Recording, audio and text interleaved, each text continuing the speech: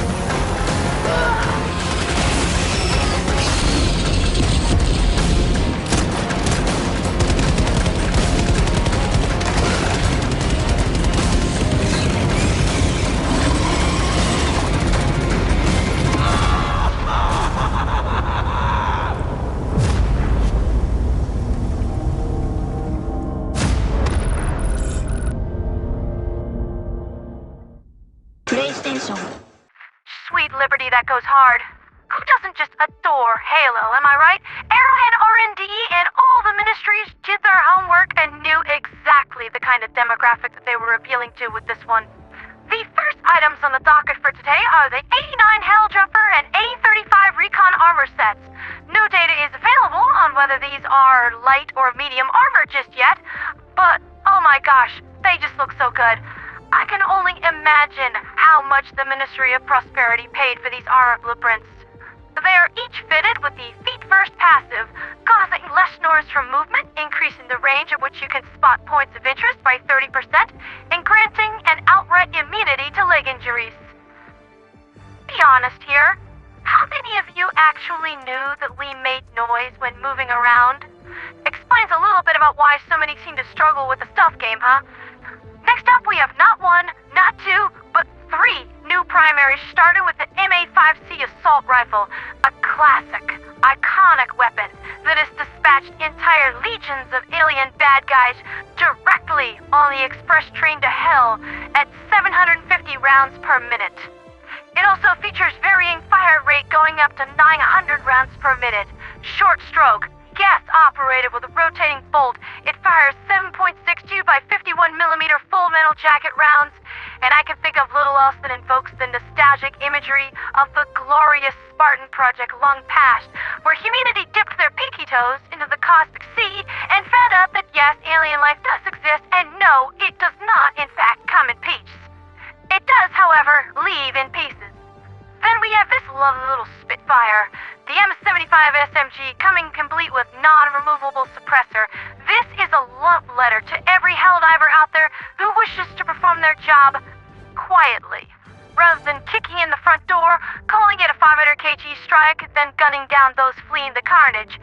Sometimes, the job calls for the silent treatment. So we should use our bedroom voices.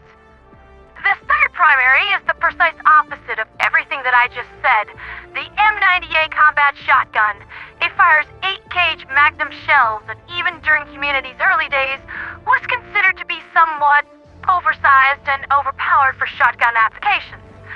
Those objections quickly died down when people learned what really lives out here, and sometimes it takes a little bit of extra oomph to encourage that horrific alien monstrosity straight from Lovecraft's nightmares to take a dirt nap. There is also a secondary present in this legendary Warbond, the M6C SOCOM pistol, SOCOM standing for Special Operations Command. This is another weapon that encourages a tender, loving, subtle touch for that special someone that you've been making eyes at across the battlefield, featuring a suppressor as well as a laser sight and flashlight. There is a difference between professionals and amateurs, and that difference is called accessories. After that, we have the usual gamut of new color patterns, specifically designed for the new Xbox crowd. There's really little else I can say about these except, well... What is it? It is...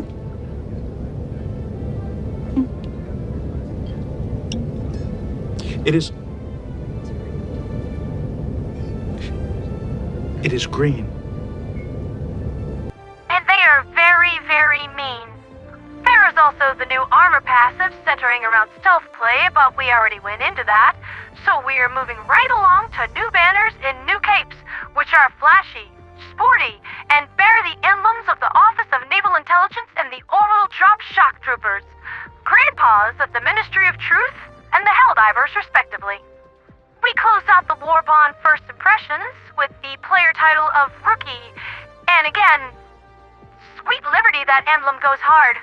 I can definitely see myself using this quite a lot, especially if Edward Buck is part of this Warbond.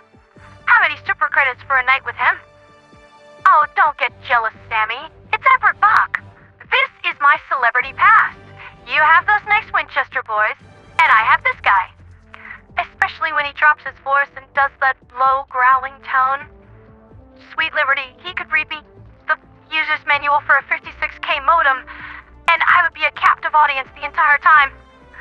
Anyway, the ODST Warbond drops on August 26th, 8 a.m., Super Earth Eastern Standard Democratic Time, and there are a couple of disclaimers here, Helldivers. This is a legendary Warbond, costing 1,500 super credits up from the normal 1,000, and it is not compatible with the new premium Warbond token system launching on the same day. So you're either gonna need to put in some extra hours into scavenging, or break out the wallet if you want to play with the shiny new toys. Considering how many divers will be joining us for the very first time on that day, I do imagine that Arrowhead R&D is going to be making a killing from this, and I dare say that they've earned it in exchange for all of their hard work. Not to mention needing to cover the lawyer fees from hammering out a deal like this. And I do believe that is everything. Let me be the first to welcome our veritable legions of new Helldivers to the front lines preemptively. Is that Master Chief? Sir, would you mind telling me what you're doing in my Warbond review video? Finishing this fight.